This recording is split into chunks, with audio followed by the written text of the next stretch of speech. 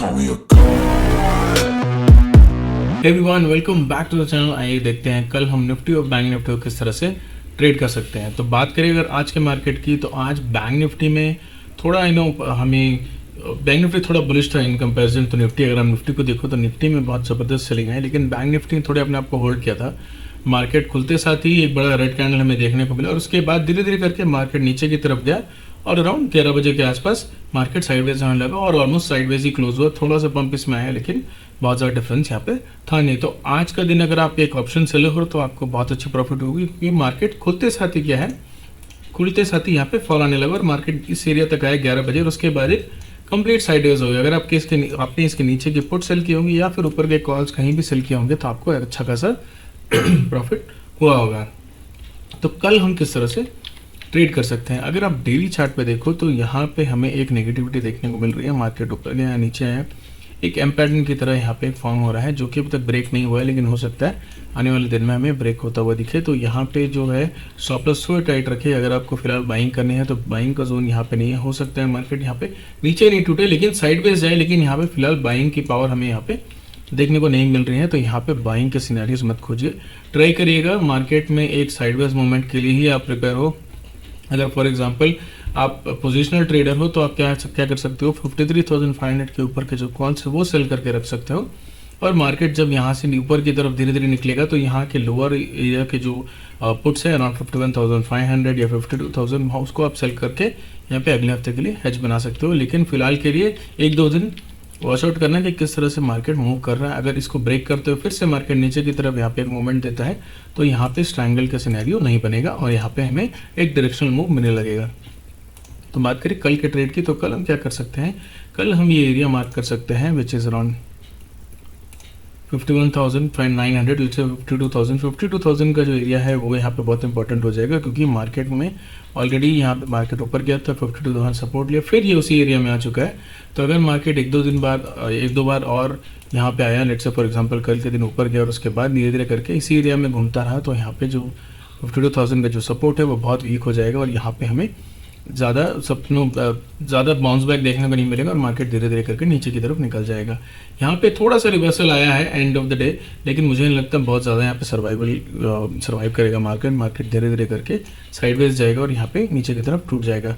तो कल हम क्या कर सकते हैं, कल 52,000 को मार्क करके रखिएगा। अगर मार्केट 52,000 के नीचे कहीं भी निकलना शुरू होता है, let's say for example market कल फ्लैट खुलता है या फिर गैप डाउन खुलता है, दोनों ही केस में जब ये 52,000 के नीचे निकलेगा तो हम क्या करेंगे, आज का जो क्लोजिंग प्राइस है विच इज अराउंड 52,200 के आसपास, 52,200 के ऊपर के कॉल हम सेल करेंगे और यहाँ पे इसको होल्ड करके रखेंगे। अगर लेट से मार्केट फ्लैट खुला या फिर गैप डाउन खुला, दोनों ही केस में यहाँ पे धीरे धीरे अगर नीचे आएगा तो हम 51,500 तक ये टारगेट लेंगे, क्योंकि 500 पॉइंट का मिनिमम टारगेट हमें यहाँ पे देखने को मिलेगा। अगर यहाँ पे 52,000 क्लोज करता है और 15 मिनट्स चार्ट में अगर एक कैंडल क्लोज करता है तभी यहाँ पे हम ट्रेड इनिशिएट करेंगे। Let's say for example market gap up खुलता है, गैप के सिनेरियो में क्या होगा कि यहाँ पे एक सपोर्ट फिर से हमें मिल जाएगा और मार्केट ऊपर की तरफ जाने लगेगा। लेकिन यहाँ पे बहुत ज़्यादा पावर हमें बाइंग साइड मुझे नहीं लगता अभी दिखने वाली है। बाइंग साइड थोड़ी वीकनेस हमें देखने को मिलेगी, क्योंकि 52,000 के आसपास मार्केट बार बार नीचे की तरफ आ रहा है।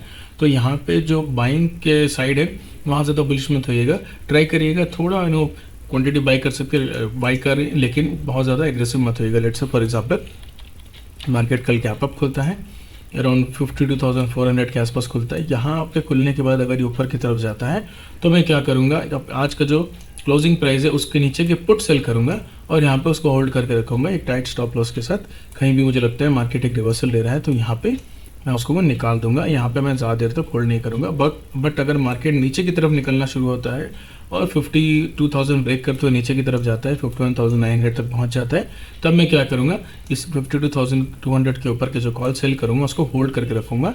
अगर मार्केट नीचे ही कहीं क्लोज होता है 51,500 से 700 के आसपास, तब मैं इसको कैरी फॉरवर्ड करके कल के लिए लेके जाऊँगा। यहाँ पे मैं उसको सेल नहीं करूँगा। लेकिन on the case of call side मैं यहाँ पे अगर मार्केट ऊपर भी जाता है तो मैं पुट को अगर मैं सेल करता हूँ यहाँ पे, तो पुट को मैं एंड ऑफ द डे निकाल दूंगा, मैं उसको रखूँगा नहीं। तो अगर सेलिंग साइड एक डायरेक्शनल मूव हमें मिल सकता है, फिलहाल बाइंग साइड कॉल के साइड हमें मुझे एक डायरेक्शनल मूव नहीं देखने को नहीं मिल रहा है। So that is the plan for tomorrow for bank Nifty. बात करते हैं निफ्टी की, तो कल निफ्टी की एक्सपायरी है, तो कल हम क्या कर सकते हैं, एक जो यहाँ पे रेजिस्टेंस है वो मार्क कर सकते हैं 24,400 और यहाँ पे मार्क कर सकते हैं 24,150। इस एरिया में कहीं भी लेट से अगर मार्केट खुलता है, लेट से मार्केट इस एरिया में खुलता है, 20 गैप डाउन खुलता है 24,200 के आसपास, 250 के आसपास, तो यहाँ पे क्या करेंगे, हम यहाँ पे वेट करेंगे मार्केट अगर आज का जो लो है उसको ब्रेक करे, विच इज़ अराउंड 24,150। अगर 24,150 ब्रेक करता है तो जो ओपनिंग कैंडल है उसका हाई हम यहाँ पे मार्क करेंगे और वहाँ पे एक सेल कर लेंगे। और जब तक बैंक निफ्टी उसको ब्रेक करके ऊपर की तरफ नहीं जाता तो हम यहाँ पे इसको होल्ड करके रखेंगे। On the case of gap up same thing, तो गैप अप अगर 24,450 को क्रॉस करते हैं गैप अप खुलने के बाद, तो हम क्या करेंगे, आज का जो ओपनिंग प्राइस होगा, कल का जो ओपनिंग प्राइस होगा उसको, उसका जो कैंडल है उसकी जो लो है वो हम एक स्टॉप लॉस की तरह लेंगे, उस एरिया के आसपास हम एक पुट सेल करेंगे और जब तक वो उसको ब्रेक नहीं करता हम यहाँ पे वेट एंड वॉच करेंगे। Let's say for example market इसी एरिया के अंदर कहीं खुलता है और यहाँ पे हमें किसी भी तरह की डायरेक्शनल मूव नहीं मिलती है। Let's say for example market flat खुल के मार्केट ऊपर गया फिर नीचे आया, अगर इसी एरिया में घूमता रहा तो यहाँ पे एक ट्रायंगल क्रिएट करूँगा मैं और यहाँ पे एंड ऑफ द डे तक मैं इसको होल्ड करके रखूँगा कल के एक्सपायरी के लिए। मैं ज़्यादा दिन इसको होल्ड नहीं करना पसंद करूँगा क्योंकि यहाँ पे जो वोलेटिलिटी ज़्यादा है, तो कल के एक्सपायरी के लिए मैं यहाँ पे इसको होल्ड करके रखूँगा। तो to summarize, market gap up खुलेगा तो जो ओपनिंग कैंडल है उसका जो लो है उसको उस एरिया के आसपास मैं सेल करूँगा और जब तक उसको ब्रेक नहीं करके मार्केट नीचे आता है मैं उसको होल्ड करके रखूँगा। अगर मार्केट गैप डाउन खुलता है तो जो ओपनिंग कैंडल है उसका हाई में मार्क करूँगा और उसके आसपास कहीं पे मैं कॉल सेल करूँगा और जब तक मार्केट उस कैंडल के हाई को ब्रेक नहीं कर देता मैं यहाँ पे अपनी कॉल होल्ड करके रखूँगा जो मैंने सेल की थी। अगर इन केस मार्केट दोनों ही तरफ मूव नहीं करता है और मार्केट मॉर्निंग से ही एक साइडवेज एक्शन देता है तो मैं क्या करूँगा, यहाँ पे एक स्ट्रैंगल क्रिएट करूँगा 24,500 के आसपास और नीचे 24,100 के आसपास। ये स्ट्रैंगल में एंड ऑफ द डे तक होल्ड करके रखूँगा। That is the plan for expiry tomorrow.